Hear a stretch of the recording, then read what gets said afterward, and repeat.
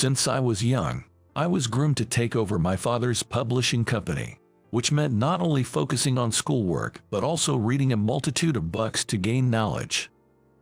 Thanks to that, I was able to get into one of the most prestigious schools in the state, where I met Brandon. Since our attendance numbers were close and our seats were next to each other, it didn't take long for us to become friends. We would eat lunch together every day, bond over shared hobbies, have sleepovers, and study together. I never doubted that we would always be friends. But our friendship suddenly came to an end. I like Emily.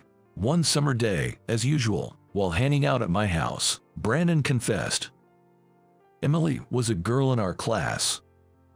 I was quite shocked, as he had never shown any signs of liking her before. I had no idea. That was all I could manage to say. The shock was partly because of how sudden it was, but there was another reason. The truth is, I also liked Emily. Can you support me? Brandon asked, his hands trembling.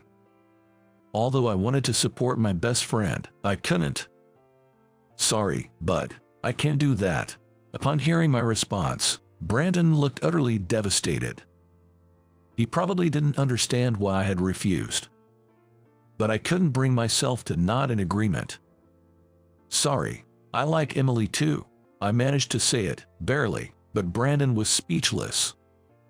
He must not have expected that. So that's it. Then we can't be friends anymore. His words shocked me. There's no need to say something like that. I tried to talk it out, but Brandon wouldn't listen anymore. I never really liked being friends with you. I just put up with you because our seats were close. Did you really think I'd want to be friends with a loser like you? With those harsh words, he walked away. I never imagined our friendship would end so easily. I thought he was my best friend, but maybe it was only me who thought that. The shock was so great that I buried myself in my studies to distract myself from the pain. I spent my days relentlessly focusing on my textbooks. Since then, Brandon seems to harbor a one-sided grudge against me. I tried talking to him several times, but he ignored me, leaving me clueless about how to resolve things. Maybe I should have said, "I'll support you," back then. I've often regretted not hiding my feelings and supporting him. Could we still be friends if I had done that? But gradually, I started to get angry. It was wrong of me not to offer support, but what if I had confessed my feelings for Emily first? Would he have said the same thing? Why do I have to be hated this much? The more I thought about it, the more frustrated I became, which only fueled my studies more. Thanks to that, I scored well on tests. However, Brandon began to study harder as if competing with me, and we ended up choosing all the same elective subjects. It couldn't have been just a coincidence. It felt like he was mocking me. Our teacher, Mr. Thompson, seemed to notice the change in us. He seemed to understand that Brandon was harboring unkind feelings towards me and occasionally offered words of encouragement. Brandon is just jealous of you, Ethan, so don't worry about it. With Mr. Thompson's encouragement, I was able to stop worrying about Brandon and focus more on my studies. I successfully got into a local national university. It might not be highly ranked nationally, but I chose it because I wanted to stay in my hometown. As for Brandon, he decided to attend a prestigious private university in New York. I was surprised, expecting him to follow me to the same university, but he seemed satisfied with his choice, and I felt a bit relieved that we would be apart. Unfortunately, neither of us ended up with Emily. My university life was problem-free and enjoyable. I thought I could forget about the unpleasant memories of high school, but an unexpected reunion dashed those hopes. After graduation, I joined my father's publishing company. It's a firm that primarily publishes magazines focused on local information. I had worked hard to take over my father's company. At the entrance ceremony, I was shocked to see a familiar face among the new employees. Incredibly, Brandon was there. At first, I thought it was someone who just looked like him, but it was definitely him. My father was pleased to have a highly educated and capable person join the company, but I had mixed feelings, remembering our high school days. Why would he join my father's company, knowing it was mine? There are so many other publishing houses. I can't help but wonder why Brandon, with his impressive educational background, would choose to work at such a small company.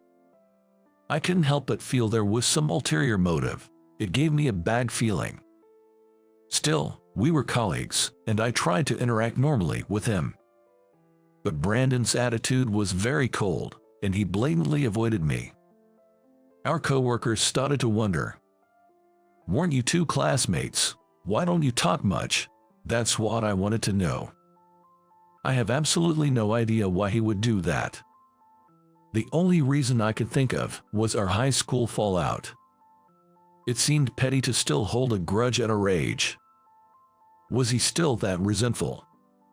But ignoring someone like this is not acceptable in a professional setting, and we were colleagues whose work could be affected.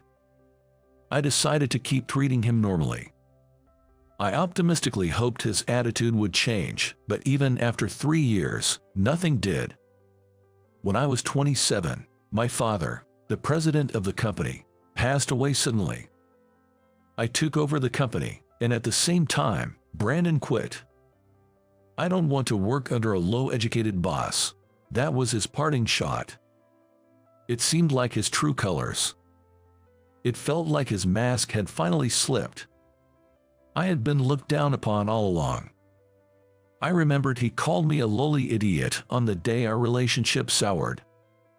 Thinking back, he was cruel to classmates with lower grades, a heartless person who judged others by their academic credentials. Why hadn't I realized it before? I regretted even being friends with him for a short time. After leaving, Brandon started his own publishing company. His building looked eerily similar to ours, and the magazines they published were quite alike. It seemed like a deliberate taunt. Shockingly, I heard he was dating Emily, the girl who caused our rift. I pitied Emily if she was unaware of the kind of person he was. Then, due to Brandon's company, our sales plummeted, and half of our bookstores switched to his company. Why the sudden change? I pleaded with the bookstores, but they all responded with, "We cannot answer that," and even our longtime partners turned cold. Given the timing, it's hard to think that Brandon's company isn't involved somehow. What could be the reason? What did Brandon do? I was distressed as the situation continued to worsen. Then, I heard something from an employee. It seems like Brandon has been spreading bad things about President Bennett. What, really? When I asked for more details, I learned he was saying things like I was incompetent, only running the company because of my father, and that the business would soon fail, and that it's better to sever ties with us. I may not be as skilled at work as my father, but I am doing my best, studying and striving in my own way. However, at this rate, it seemed unlikely that our former partners would return. I felt helpless and unable to refute these claims. "The employees are behind you, President Bennett. We'll follow your lead," they said, but it was hard for me to bounce back from this. As I struggled through these days, an invitation to a high school reunion arrived. I didn't want to see Brandon. I hesitated, but I wanted to see everyone after so long. So, I took some time off work to attend. "Ethan, long time no see." I turned around to find Emily. Her smile hadn't changed since the days I had feelings for her in high school. "It's been a while. Have you been well?" Emily was still beautiful, and all my old feelings resurfaced. But she was supposed to be dating Brandon. I wondered if they were still together. Not wanting to stir up trouble, I kept the conversation brief and moved away. Brandon didn't come to the reunion, but it seems our classmates didn't have a good impression of him. They were all talking about how he badmouthed them and acted arrogantly. Then someone brought up Emily's relationship with Brandon. Weren't you dating Brandon? Sorry, it sounds like gossip. No, it's okay.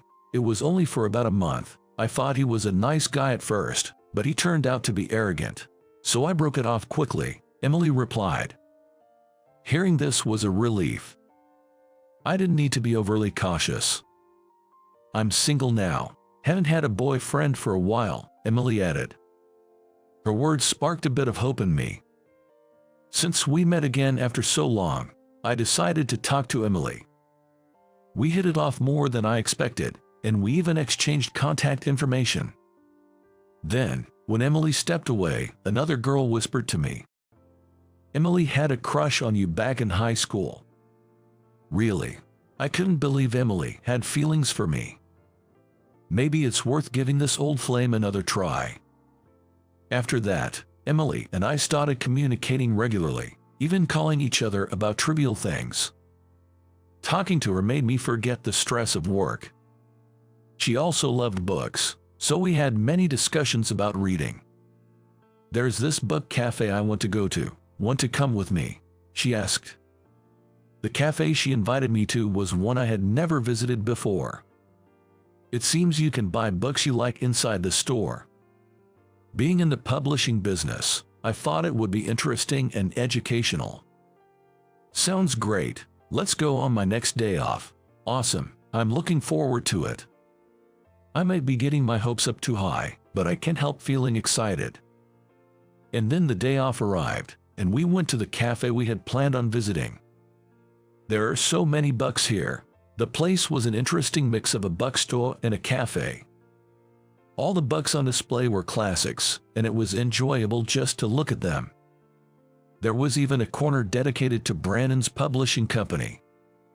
A staff nearby explained, "This store is owned by President Abbott." Really? Hearing that made me feel sick. Emily seemed unaware as well. Sorry, I didn't know. Should we leave? I'm okay with going somewhere else, Emily said considerately, and as I was wondering what to do, a familiar voice came from behind. What are you doing? Such a dirty way of wiping.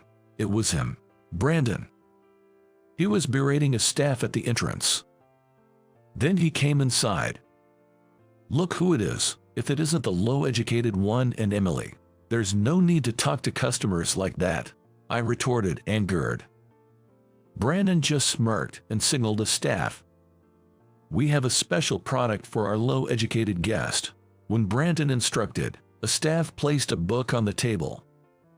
The cover was completely black, a crumpled and tattered paperback. What is this? Emily and I exchanged glances. Shouldn't a second-hand book be enough for a low-educated customer? Brandon said mockingly. Unable to bear it, I took Emily and left the store. I couldn't believe something like this had happened. Sorry, Emily, for inviting you to a place like this. It's not your fault, Ethan. It's his, Emily said, tears in her eyes. We decided to walk away from the store and strolled through the city. As we passed a luxury hotel, a familiar voice called out to us. Isn't that Ethan and Emily? It was our former teacher, Mr. Thompson. He was coming out of the hotel, accompanied by a woman. Thank you for the other day at the reunion, Mr. Thompson, older but still with his kind smile, said. Thank you, it was fun. My wife and I were staying at the hotel for our wedding celebration. What a coincidence to run into you here. Oh, Emily, you seem to be crying. What happened? Where to begin explaining?